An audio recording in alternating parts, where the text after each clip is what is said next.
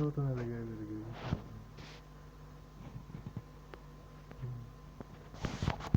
Ну да. Да, наоборот.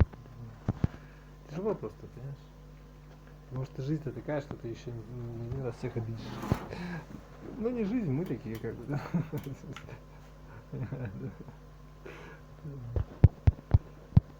Могли бы здесь эльфы жить, понимаешь, которые в воздухе растворяются, благословлять своим дыханием и даже мыслями своими, да, выращивать растения, как там кто-то говорил, да. Ну да. Да. По собственной воле, да. Наверное, мы уж не знаем, кто там.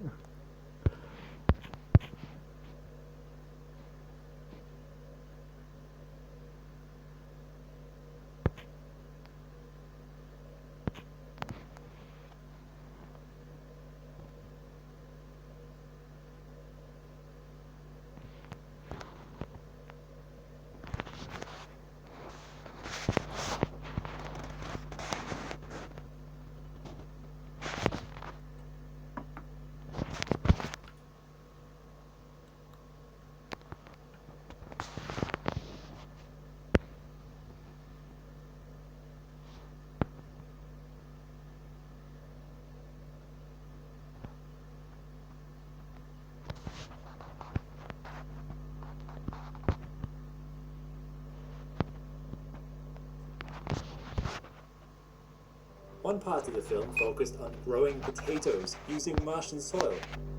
But how practical is that in reality? Does Martian soil really have the nutrients needed for plants to grow? And would there be any adverse side effects from eating produce grown on Mars?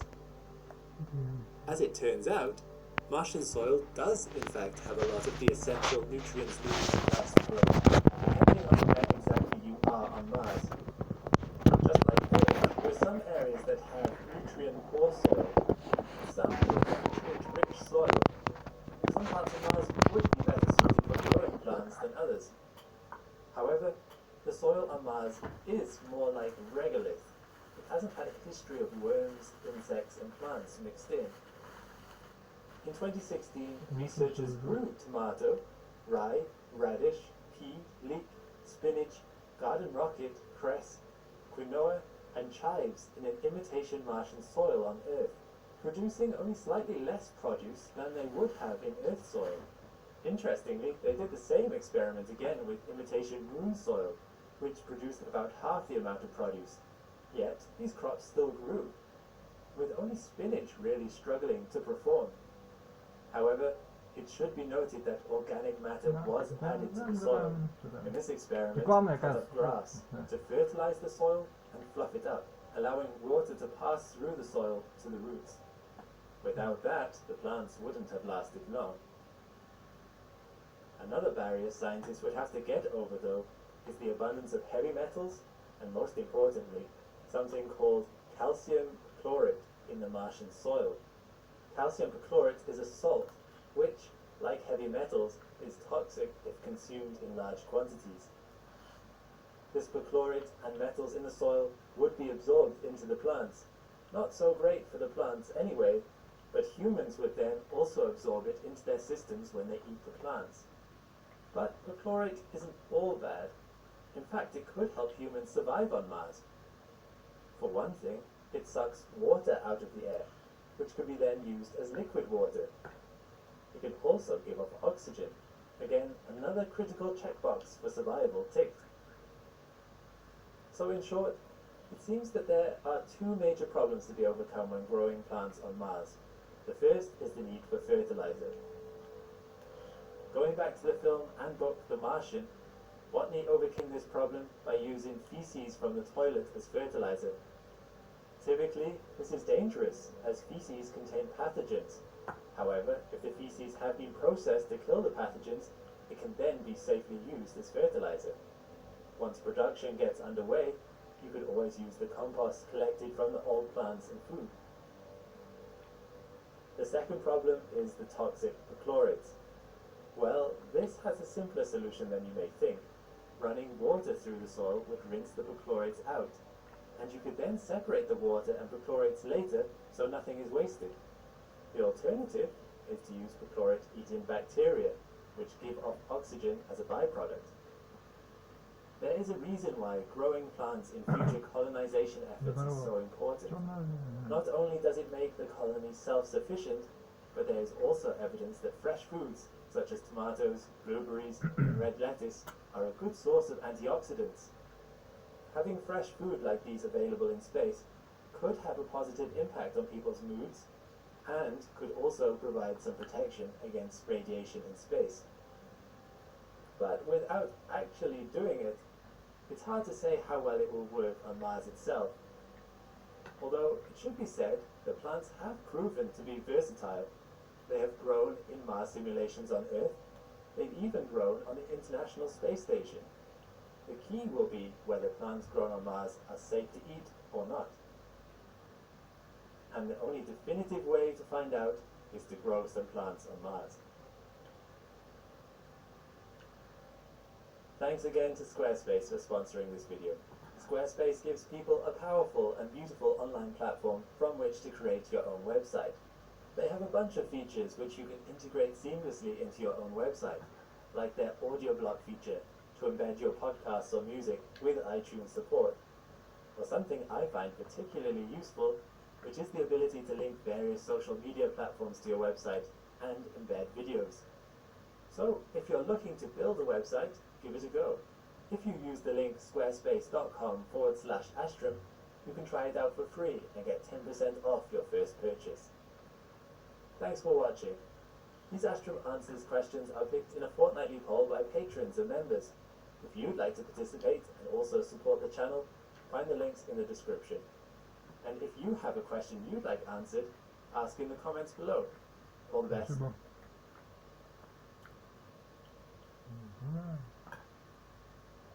Качество зашкаливает просто нельзя.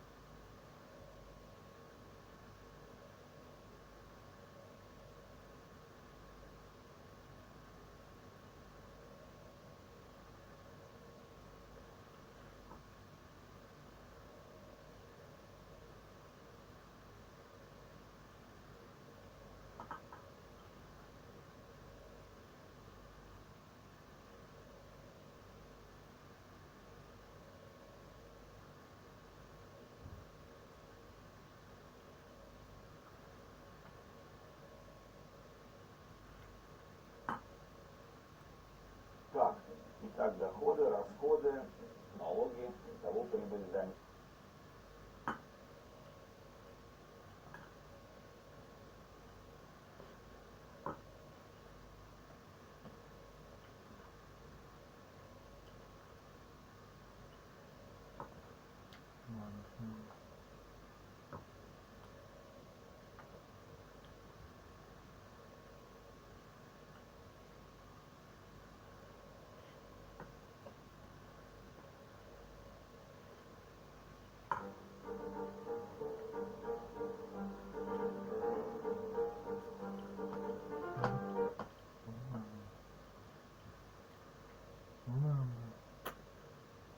Блокирует меня.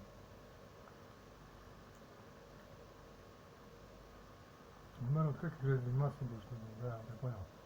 Все правильно, да. Я понял.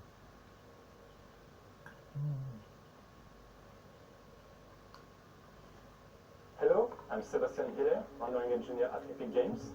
And hi, I'm Teddy Bergsman. I'm director of Quixel, and we were just acquired by Epic, and we couldn't be more excited to now be part of the Epic family. Our mission is to scan the world and to make photorealistic content accessible to everyone. As part of Epic, we're now greatly accelerating this mission and can offer a vast library of 3D scans for free to all Unreal Engine users. We've spent the past decade on expeditions across the world and making scans accessible to creators. The result is Megascans, Bridge, and Mixer. Megascans is the world's largest and fastest growing library of scan data. It contains every piece of content you need for creating any scene imaginable. Bridge lets you instantly access the entire scan library and download content straight into Unreal with a single click, making it a huge time saver. Mixer empowers anyone to create art, marrying scans with painting and proceduralism to quickly create completely unique content. When the Megascans ecosystem is combined with the power of Unreal Engine, creating beautiful environments is incredibly fun and easy. Fire up the engine, grab all the high-quality assets you need, and start building amazing worlds, all for free. Megascans.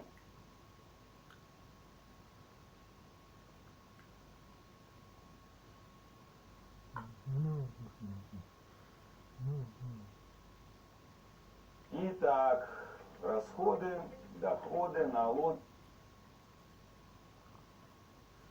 Megascans is widely used by the world's leading game and film studios, and today, most major titles rely on the library. When we started Quixel, our goal was to make a positive impact on computer graphics. Building photorealistic 3D content for games and film is expensive and painstaking, and it can take hundreds of artists years to bring a single grand vision to life. We wanted to change this. We wanted to create a world where even a single person with a strong vision could make their dreams come true and create experiences that rival the biggest productions of today. And with Epic Games having set Megascans free, I believe that world is now a reality. Yes, and with Unreal today you can already render those large worlds with massive landscapes and with high quality assets such as the one from Quixel. And those worlds are likely going to be lit by a sun and a sky, and you will likely want to move the sun around to change the lighting condition according to the time of day. We have made that process a lot more robust and simple now with the sky atmosphere component. You can just add a directional light to your scene, drop a sky atmosphere component, and you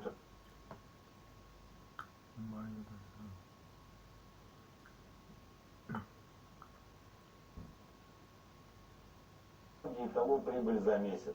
Погодите, прибыль? То есть у вас за последний...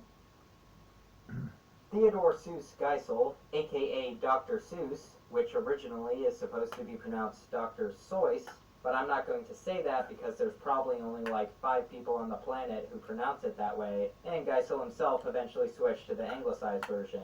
Dr. Seuss was one of the most famous and successful children's book authors and illustrators in the world, with his books selling more than 500 million copies. And for many of us, his works produce cherished childhood memories. And while his use of language and his storytelling abilities are something to be admired, his artwork was also a memorable and integral part to his stories. Dr. Seuss's signature, wacky, gravity-defying art style is unmatched in its uniqueness. And while we all know Dr. Seuss mainly for his excellent children's books, animations, and the maybe not-so-excellent films made after his death, there are many artworks that are not as known but still definitely worth talking about. Dr. Seuss began as a cartoonist in the 1920s for magazines and other publications, such as Life and Vanity Fair. In 1931, Dr. Seuss illustrated a book called The Pocketbook of Boners. At the time, boner did not have the sexual connotation it has today, and originally meant a silly mistake. It was a humorous book full of illustrations, and was one of the best-selling paperbacks of World War II. This book was actually a collection of 4 books titled Boners, More Boners, Still More Boners, Prize Boners, and then even more compilations were released, titled The Omnibus Boners and The Second Omnibus Boners. That's a lot of boners. In 1937, Ted Geisel wrote and illustrated his first children's book, And to Think I Saw It on Mulberry Street, which had lackluster sales but garnered glowing reviews because of its imaginative story and visuals. Around the 1930s, Dr. Seuss collected things like antlers and other leftovers from dead animals, which his father would send him as he worked at the Springfield Zoo. He would take these parts, combine them with papier-mâché and paint, and transform them into busts of fictional creatures. He called the eventual 18 sculptures that would result from this process unorthodox taxidermy. Some of my favorites have to be the goo-goo-eyed Tasmanian woolgast, the mulberry street unicorn, the sea-going dilemma fish, and the sawfish.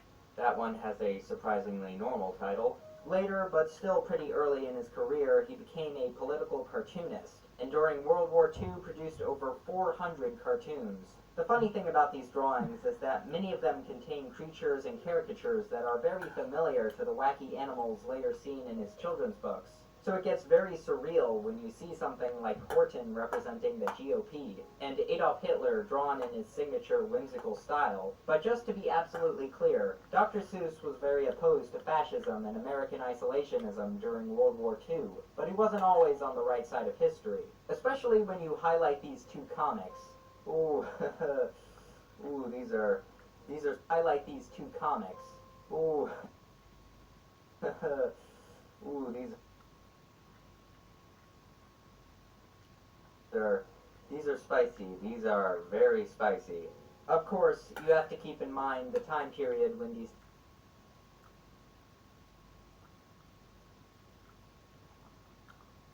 depictions were acceptable, and yes, he did support the Japanese internment camps at the time, but clearly his ideas changed quite a bit later on. These political cartoons, while interesting, are not as polished or witty as the children's books he would later write. Dr. Seuss's art style has remained very consistent throughout pretty much all of his career. To demonstrate this, you can take a quick glance at any of the advertisements that he illustrated and immediately recognize his signature style. Anything from Ford to Standard Oil to a detailed drawing of hell for General Electric. I cannot understate how unique and recognizable Ted Geisel's art style was. His figures are simple, yet complicated. Plain and rounded, droopy faces contrast with intricate cross-hatching on things like clothes and fur. His characters are very gestural and lively, and his buildings and machinery are no different. They often seem to defy gravity, and rarely contain any straight lines. The use of cross-hatching and reliance on pen and ink, along with the strategic flat colors seen in most of his books, probably comes from his experience as a cartoonist, with the goal of keeping the interest of younger audiences. And combined with the ridiculous designs of his creatures and machines, they all form an identity that is overwhelmingly and undeniably Seussian. While the rhymes, inventive made-up words, and timeless storytelling are the core of his children's books, the imagery he uses to bring that whimsical poetry into visual forms is essential to the experience of a Dr. Seuss work. And what makes this style more intriguing is when it's put into different situations, from political cartoons to taxidermy. But there is another collection of lesser-known Dr. Seuss art that I find the most interesting of them all. Dozens of paintings that Dr. Seuss made in private, and were not to be released until after his death. A collection he liked to call the Midnight Paintings. What strikes most people first about these paintings is how different they are from his mainstream works. There's a lot more black and other colors in these works, and many of them have a more ethereal quality. Clearly, these paintings were made for more emotive and leisure goals rather than storytelling ones. It's hard to summarize the many paintings he produced behind closed doors, so it's really best to approach them case by case. These secret Dr. Seuss works have a variety of styles and subjects. This painting, titled Cat Detective in the Wrong Part of Town, is reminiscent of Cubist works, but with brighter colors and typical Seussian architecture. A few other paintings contain a similar style, but for subjects like resorts. Others are more dramatic, forcing the viewer into unorthodox perspectives like this Dutch-angle view of blobs of color leaping out of a brightly colored ocean, or this drastically curved landscape that seems to extend for infinity. Some are entirely abstract. Others are more pattern-based, like this painting of dozens of working-class birds walking up and down, made to express Geisel's economic concerns. Then this painting, a plethora of cats, was made for a simple reason, to show a lot of cats, but more specifically as a form of relaxation to see how many cats he could paint in. And how many are on this one canvas exactly?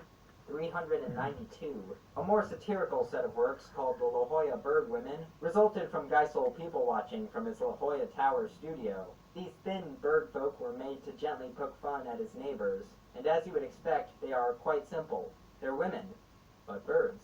The works I think are most interesting are the ones that are darker, both in color schemes and subject matter. A very simple painting titled Cat in Obsolete Shower Bath demonstrates the purely aesthetic choices of the darker paintings. The brush strokes and layering of color is erratic. There's no flat or smooth colors, just textural grungy spots forming the environment. The greenish yellow of the shower curtain is reminiscent of mold. There is Найдите работу на лучших условиях среди сотен тысяч вакансий на Авито. Например, с удобным графиком. For his speculation, this is meant to represent how early in his life, Ted Geisel had to spend time in dingy one-room apartments. These overlapping gradients and textural painting is a far cry from the clean, calculated coloring of his children's books. And many of these paintings seem to represent a seedier, almost cynical aspect we didn't usually see in his art. One of my favorite paintings, Cat from the Wrong Side of the Tracks, seems to imply just from the title the subject is an inversion of the child-friendly Cat in the Hat. The face is more angular, his whiskers unkempt, and his aura is overall more sinister. To complement this, we get more Seussian architecture but applied to a pool table, with a bunch of nonsense angles and extreme distortion. One of my favorite details is the beads above his head. Everyone knows the saying, a cat has 9 lives, right? Well, let's just say that it seems 8 of his beads are used up, and there seems to be just 1 left. A similar painting, Indistinct Cat with Cigar, develops a theory that left. Let's just say that it seems 8 of his beads are used up, and there seems to be just 1 left. A similar painting, Indistinct Cat with Cigar, develops a theory that these cat representations could be something of an alter ego, considering that Dr. Seuss was a lifelong smoker. And just like how he never smoked where a child might see him, these paintings too remained hidden. It's hard to find any self-portraits of his that are positive or pleasant. One of them is quite blatantly titled, Self-Portrait of the Artist Worrying About His Next Book. So it seems to me some of these works might have been Dr. Seuss's version of vent art. Well, that's probably an oversimplification, but you get what I mean. Probably one of the creepiest, darker paintings is Surly Cat Being Ejected, where this grotesquely long cat is being sent away by this almost faceless, mannequin-like woman in the dead of night. It's hard to pinpoint exactly why I find this work slightly unsettling, but I would guess it's the combination of all the uncanny and distorted elements. Of course, in contrast, there are many hopeful and bright paintings, such as this sunny seascape, full of roaring waves and the impossibly long tail of a bird being manipulated by the great swirls and fluctuations of the wind. The dynamic shapes that Geisel so masterfully produces gives this painting a great sense of energy and movement. Then there are paintings that walk a delicate middle ground between melancholy and hopefulness, such as the Great Cat Continuum, made during his later years. Dr. Seuss's cat seems to walk through an enormous line of windows from one experience to the next, each with slightly different shapes and distortions. There are a few with biblical meaning, such as this depiction of the Tower of Babel, or this cat named Joseph Katz sporting a brightly colored outfit, clearly alluding to the story of Joseph and his brothers. But the ones that are my favorite come from a stage in the Midnight paintings often referred to as Geisel's Deco period, referring to the black backgrounds and golden structures. The iconic and strange, asymmetrical, slightly organic architecture is illogical, almost alien, even more so than in his books, because this time there is few basic structures to even signify something inhabitable, not even a window or roof. The only thing that is an indicator are the stairs that seem to lead nowhere. And when you have this architecture set in front of an almost pure black background, both with a single creature resting in the middle, you get this immense sense of isolation, abandonment even. It is difficult to assume that the people who built these structures are even living there anymore. But the creatures currently relaxing in these structures are happy. They are a beacon of life and hope. And that's why with this sense of isolation, you also get this immense sense of tranquility. Other Deco paintings give off similar feelings, but not as intensely as these two. When I first heard about these secret paintings, I wanted to find some sort of code to crack, some puzzle or hidden meaning behind these private works that could possibly unlock some of Dr. Seuss's genius, or give some magical window into the man's soul, or reveal some deep, dark secret. But of course, these paintings are a variety of things. None of them really gossip-worthy. And while they do reveal some sides to Ted Geisel that were previously unknown, they are also fun. humorous, and express his imagination just as well as in his books, but with more coloring and subject matter freedom. The many atmospheres and moods expressed in the Midnight paintings are often different from his books, but I can say with utmost confidence, they are just as creative.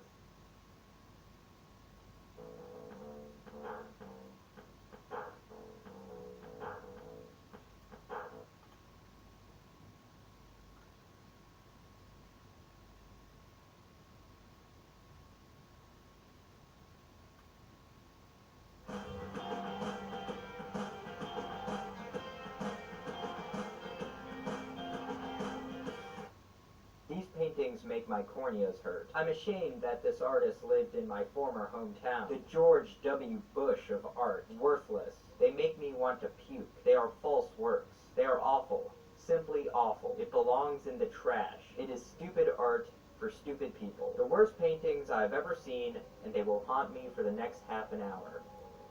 Those are all real quotes from comments, reviews, and articles concerning one artist and his work. Gee, these paintings must be pretty bad then, huh? What are they, pictures of babies eating each other alive? The scatological scribbles of a lunatic? No. These are the kinds of paintings those quotes are referring to.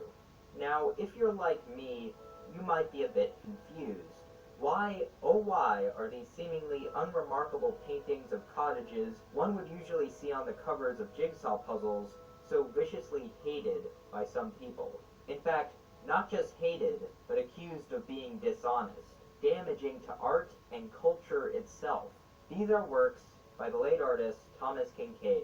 You can make a very good case that Thomas Kinkade was the most successful artist in the 21st century so far. His works can be seen on mugs, t-shirts, calendars, and probably somewhere in your grandmother's living room. Thomas Kinkade's own company claims his work can be seen in 1 out of every 20 American homes. And at the height of his career, his company generated $130 million in sales in 1 year. Now, I could totally see how someone could dislike his work. Perhaps they find it too excessive in its sentimentality, or is garish, or perhaps they find it simply generic. But to capital H, hate it. I admit I was initially a bit confused by that. In fact, people hate the art and the man so much that in articles about the man's death, you can find such comments as these. I hate Thomas Kinkade with every fiber of my being. Our long national nightmare is over. There's nothing wrong with liking Kinkade's paintings, but, in my opinion, there is something wrong with people that like his paintings. Yeah, that's basically the same thing. The thing is that the people that buy this crap are ignorant morons from the southeast and midwest of the US. You know, the people responsible for electing George Bush. Their opinions on art are about as valid as a Gibbons opinion on quantum physics. Sir or madam, I know this is the internet, but if you could kindly remove your head from your own rectum, I think you'd be doing yourself a favor. What could have possibly prompted such venom from a few cottage paintings? What you'll find is that the reason for this hatred may have less to do with the art itself and more to do with matters of taste, the art world, and even as you saw in the last comment, politics. Today we'll learn about the many reasons to hate a Thomas Kinkade. Смешно, интересно. Ни о чем еще. Чем ты сейчас смотришь? Чем?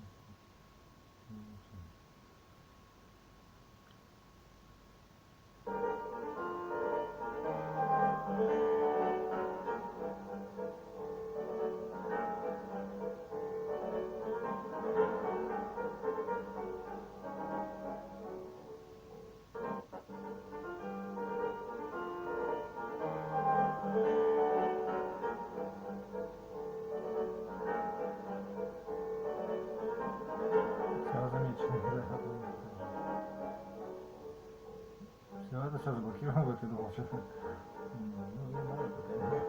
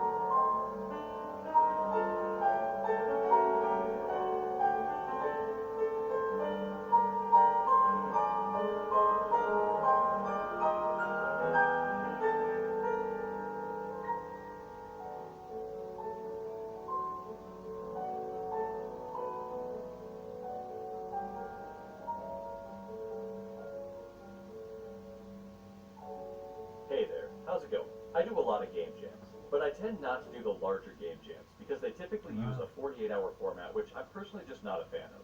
Basically, every time I do a 48-hour game jam, I lose 2 consecutive days because I just become really obsessed. So with that, here's how I spent the last 48 hours. As I'm starting writing and recording this devlog about 4 hours after submissions have closed.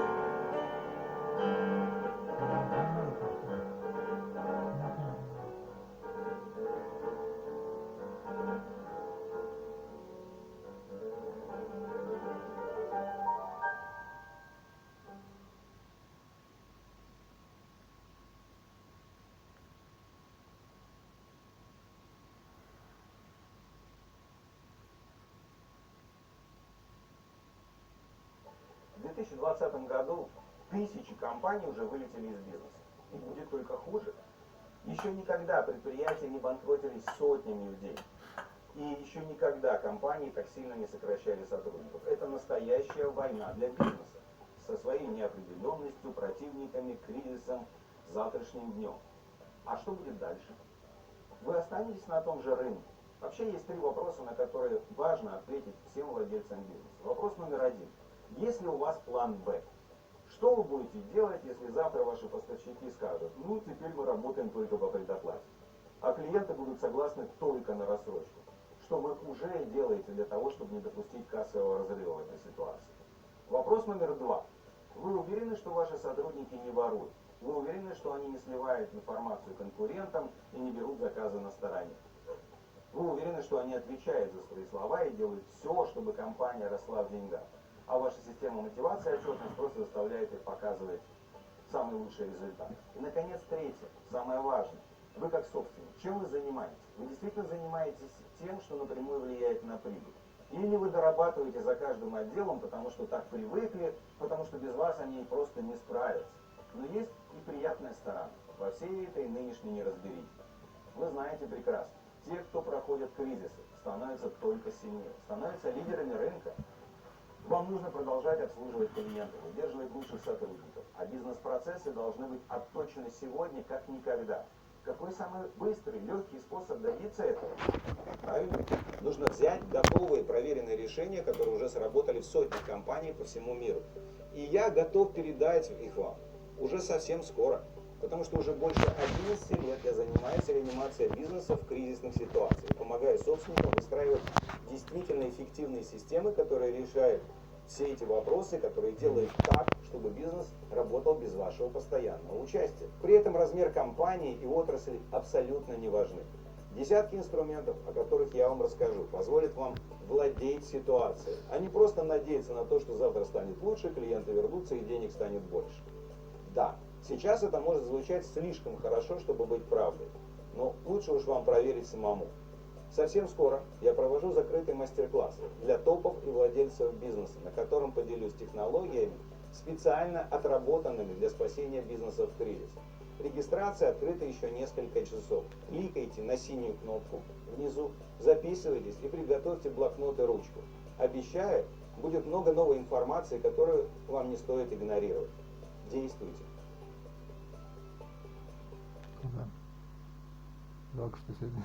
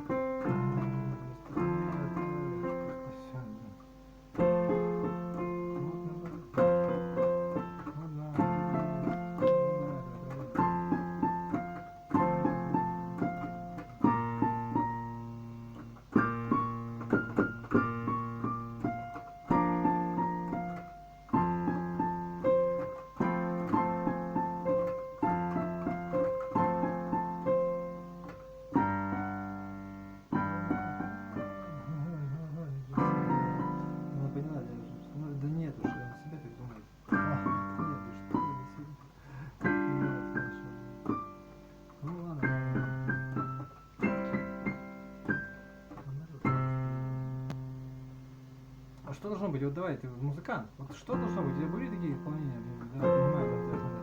Ну, вот ты думай, вот исполнитель. Да. Композитор другое все-таки, да? Импровизатор, ну, близко, да. Но все равно не то. Ну, исполнитель импровизатор это частный случай. В смысле, не только бывает импровизатор. За ручками тоже. Ну, да.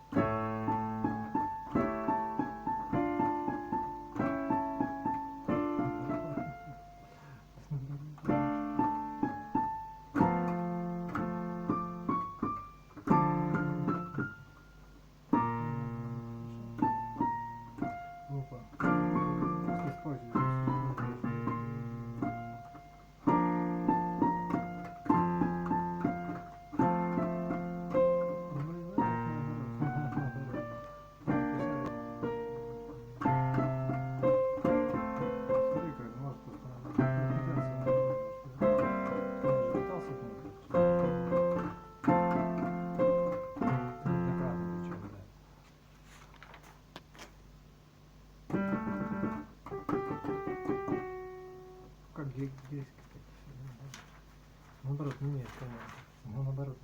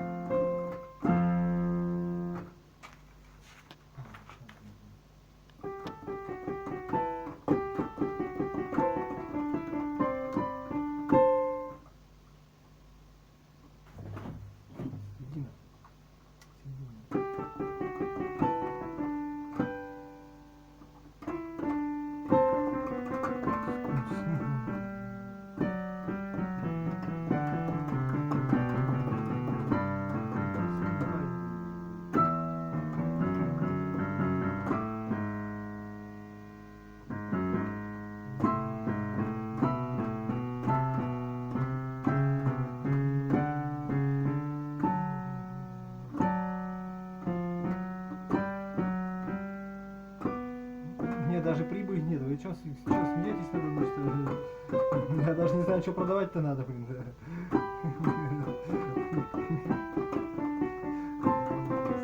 Где и как, вот, не понял.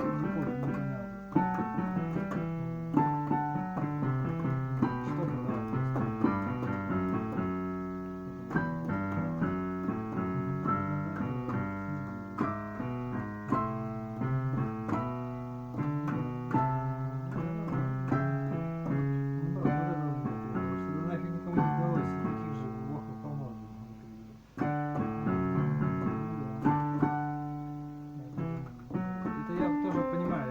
Осознаю, но все равно, да, что-то это...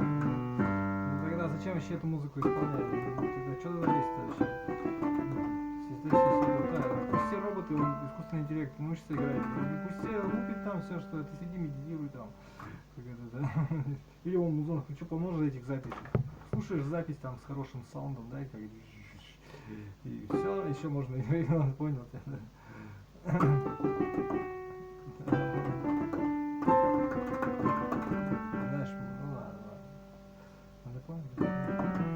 Дирижерка вообще можно, дирижерка.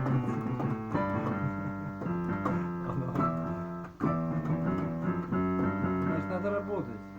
Да, то есть как бы что-то есть, но хрен кто будет знать? Не хватает мозгов, навыков не хватает, да. Да, кто будет делать это? Я понял. Я так надо, вообще дилетант, вообще никто.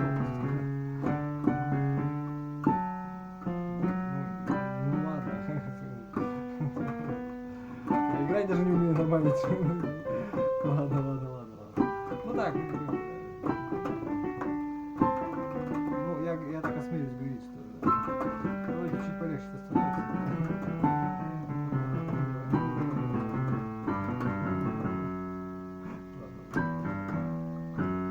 Отпустила, говорит, что отпустила. Ладно, Света говорит. Нет, чё ты?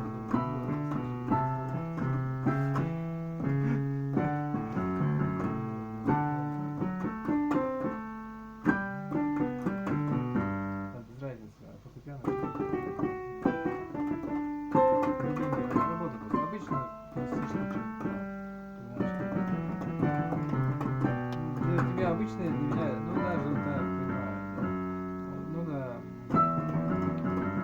работа есть работа, понятно, ну да, но все равно там определенный жанр, как сказать, да.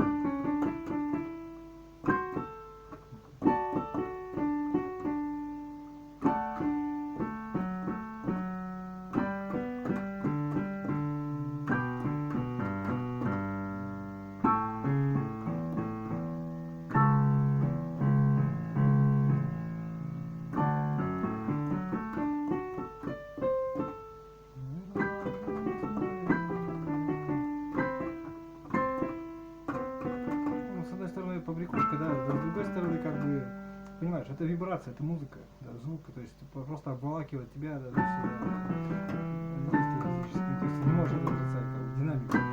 Конечно, мы понимаем, динамика, короче, да. И ты шугаются от этого вообще так, да. То есть, ну, понимаешь, органика, да, ну, да, так все есть. Да, это тоже говорят, кстати, да. Что как-то много чего, есть еще аэропорт, понимаете, да. Такая штука интересная, да.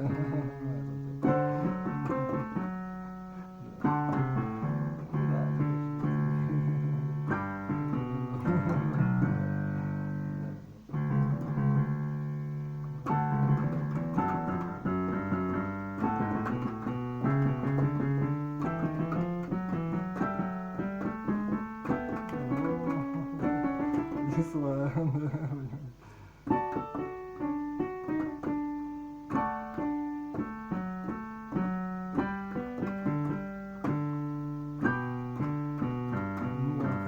как ты сам считаешь?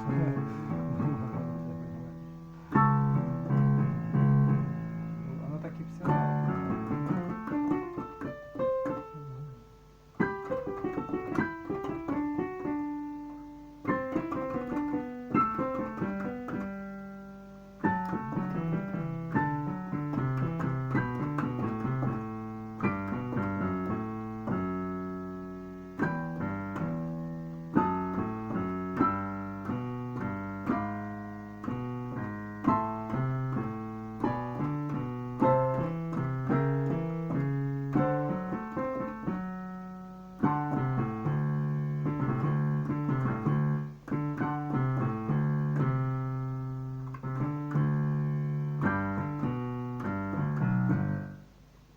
Бедняк.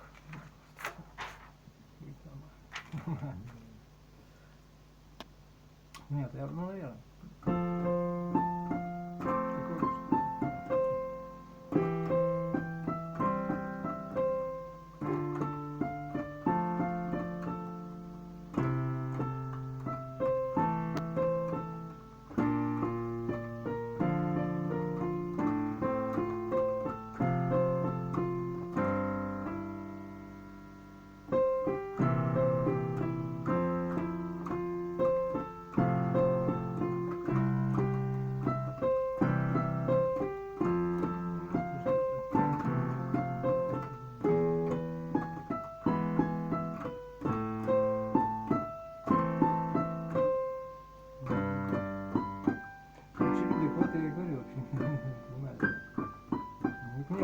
Речь, да, трескотня, да, понял тебя, да.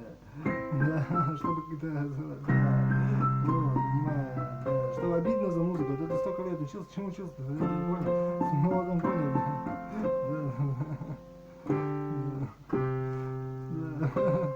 да, понимаю, да, чтобы простые были, да, как ты говорил, типа, да, ладно, хорошо,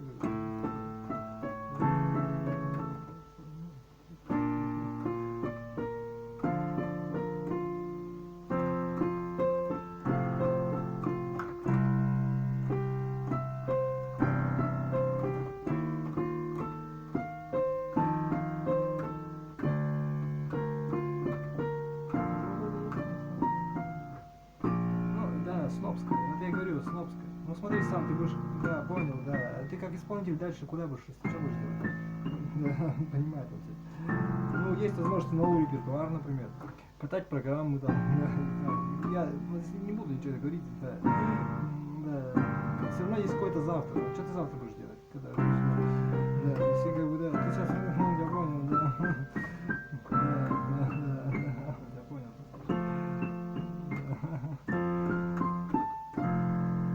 Страшно опасно, да. Да.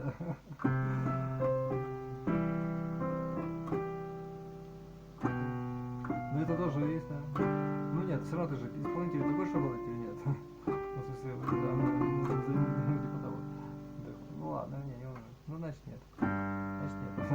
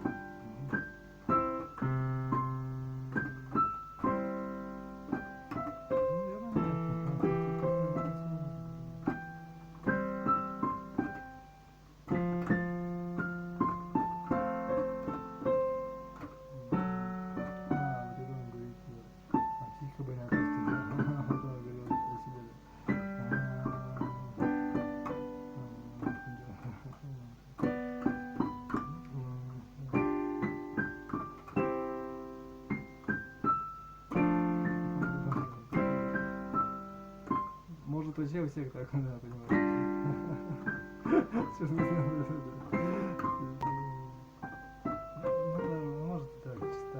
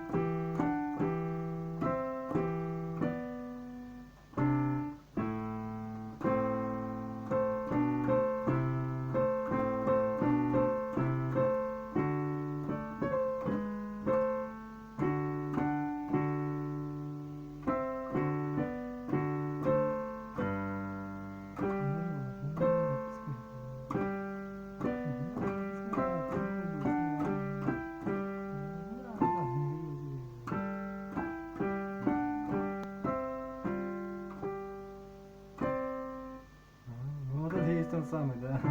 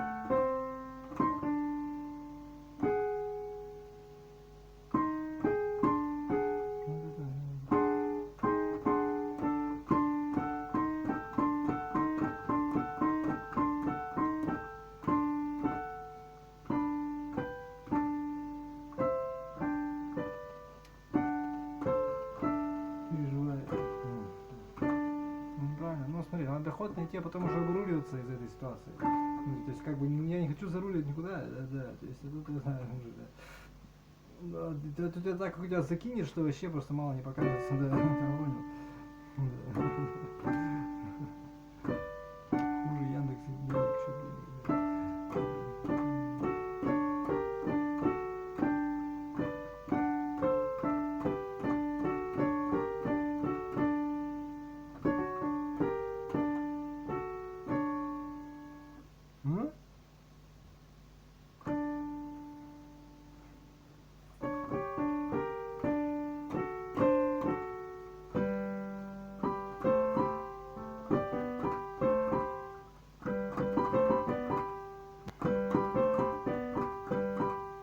Маяковского очень люблю, прям вот, да, не знаю почему. Как там, не знаю, вообще романтику не знаю. Ну, кто их не любит вроде как, да. Да,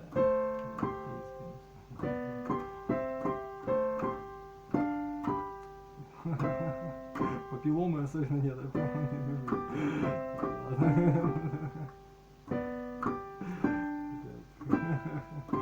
Нет, он жалко.